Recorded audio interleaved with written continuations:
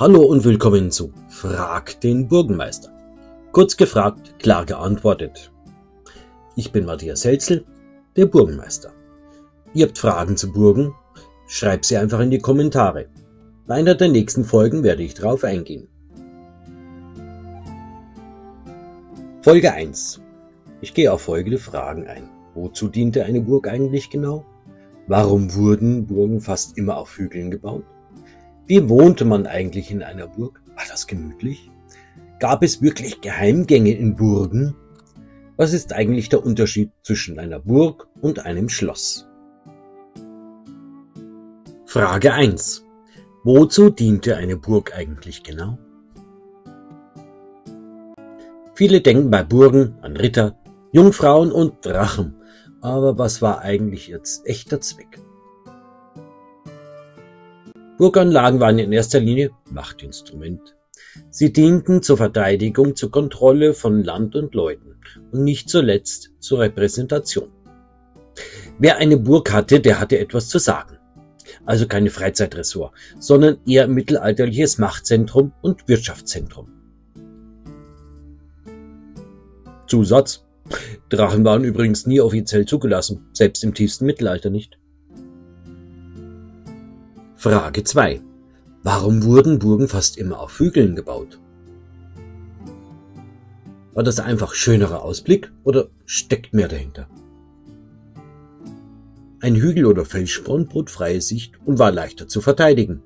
Wer oben sitzt, beherrscht das Land. Zudem zeigte die Höhe Macht und Kontrolle über Wege und Täler. Wo kein Hügel vorhanden war, nutzte man Wassergräben als Schutz. Zusatz: Und der Aufstieg zum Besuch war die erste Sicherheitsprüfung. Frage 3. Wie wohnte man eigentlich in einer Burg? War das gemütlich? Romantik mit Kerzenschein? Oder doch eher kalte Füße und zugige Mauern? Nach heutigem Maßstab eher kalt und zugig. Doch für die Zeit war Burgwohnen durchaus komfortabel, mit offenen Kaminen, Wandteppichen, Holzvertäfelung und sogar gelegentlich Fußbodenheizung.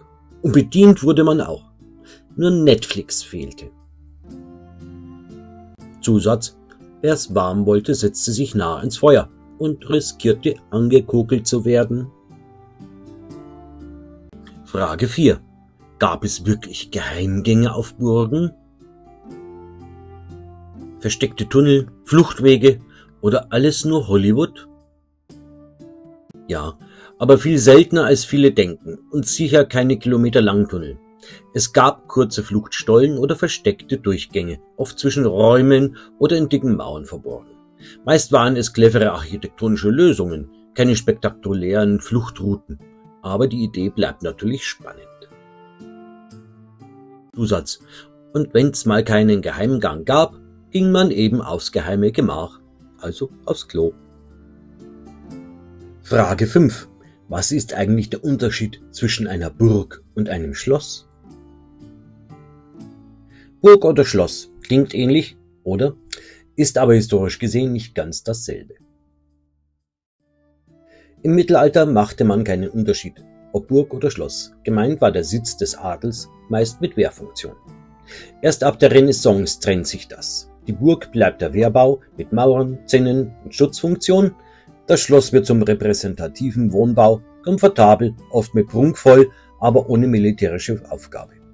Kurz gesagt, früher eins, später getrennt. Burg für Schutz, Schloss für Stil.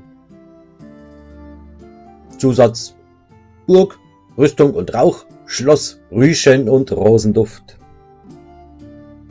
Geschichte ist kein Geheimnis. Man muss nur wissen, wo man fragt. Das war's schon wieder. Bis zur nächsten Folge Frag den Burgenmeister. Und abonnieren und liken ist kostenlos.